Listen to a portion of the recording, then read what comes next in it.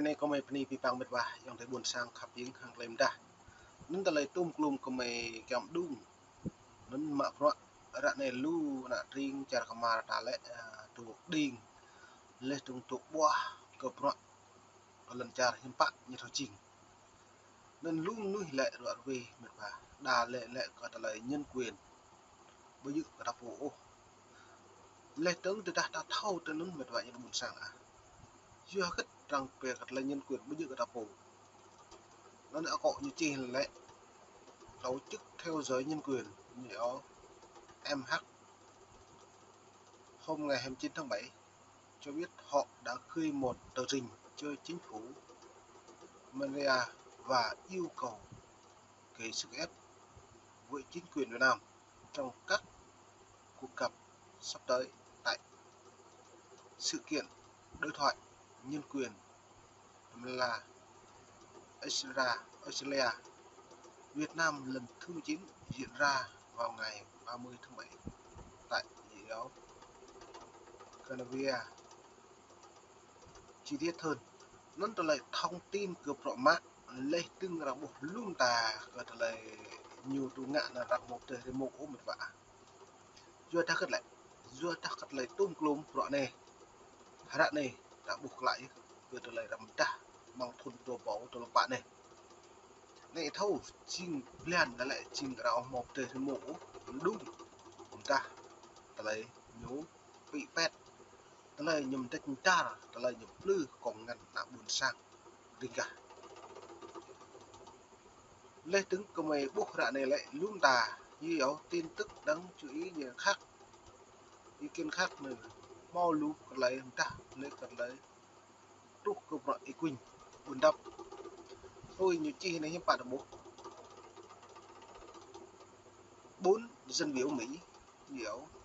hối thúc Thái Lan phong thích ông ý quỳnh buồn đắp cảnh sát biển Việt Nam Philippines sẵn sàng diên tàu còn như là vi vàng hàng lấy là thông tin tộc nên thằng lum ta lại rẹn còn là nhận thức ta nó rằng lui úp đã nọ còn lại cái nhung ta cả rằng nên mời lao càng mực lấy lên đây mệt vả cho mình sang các biên để xem làm lấy video. Theo dõi nhân quyền Human Rights Watch hôm 29 tháng 7 cho biết họ đã gửi một tờ trình cho chính phủ Australia và yêu cầu gây sức ép với chính quyền Việt Nam trong các cuộc gặp sắp tới tại sự kiện đối thoại nhân quyền Australia-Việt Nam lần thứ 19 diễn ra vào ngày 30 tháng 7 tại Canberra. Trong 2 thập niên qua, Australia đã tổ chức 18 cuộc đối thoại nhân quyền. Tổ chức Australia lại chính Pluspan Polma đối thoại cả lời vấn đề nhân quyền. Sẽ đó mức cả lời do lời nhân quyền này hiếm bạn và lời nhân quyền đã lại đã buộc lại từ dần là ai nhớ như tôi cái nhiều càng ngạn cái nhân quyền cái nhiều cô xong có thể nhiều cô tuy nhịp thập xong tự buộc riêng trả còn tổ mất không được cái nhiều ngạn bên này tôi được xem lạc buộc lại thọc nhận và do ta cái nhu rõ mắt lấy từng hàng lấy thực thi nhiều bộ ngạn tôi hàng tại phiền đã buồn sang lấy từng mang lại làm nhưng mà nhưng ngạn đối do cái do ta rằng buộc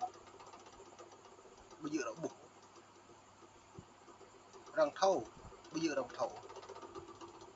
do nó rằng tươm rẻ rằng nào như vậy nó mới phải sẽ mở được lên này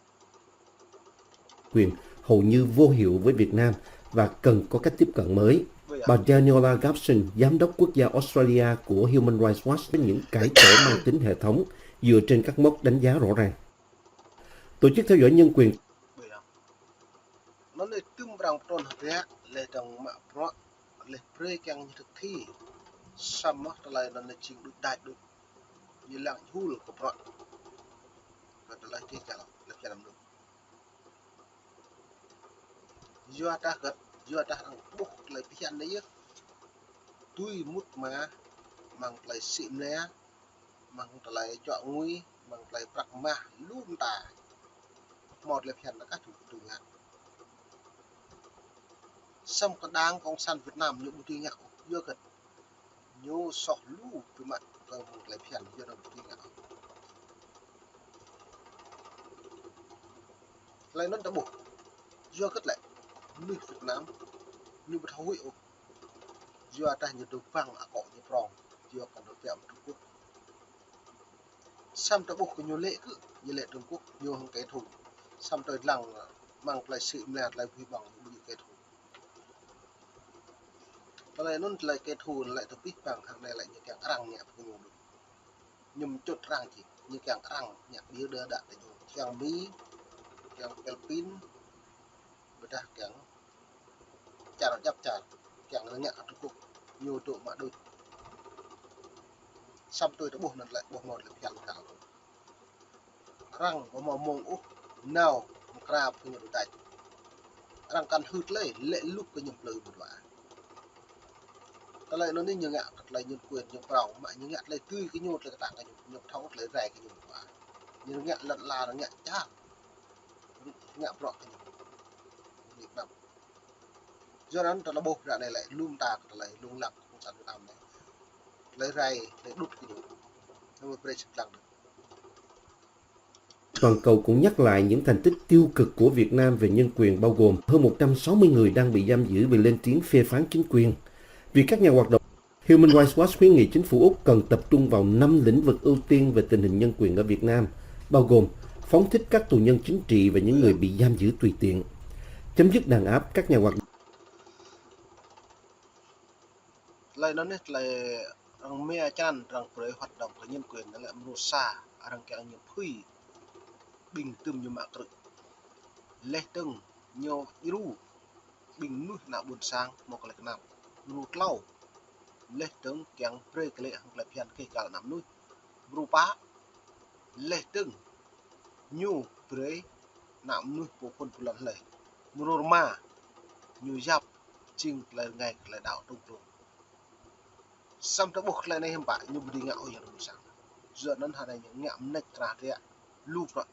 ta bạn mình là nên ra chăn mực lấy video được Động môi trường, tôn trọng quyền của người lao động,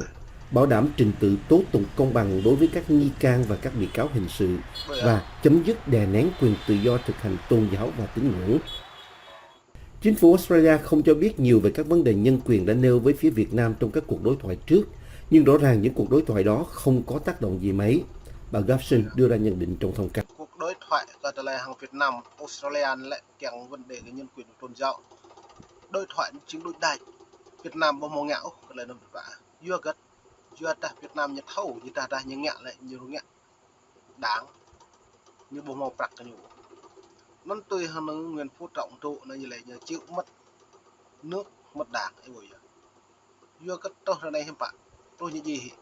như tôi mà giảm về nước cũng tôi giảm về đảng chưa cho nên nhé dạ này là nòng cái giấy đây lụt như bộ đội nó môn này mình chứ là gì lên mình bà là đi buồn sang khắp yến mà mình môn tầm mình đã từng là chơi new free nàyเราmới cầm chiếc vệ sinh làm việc lời tiêu.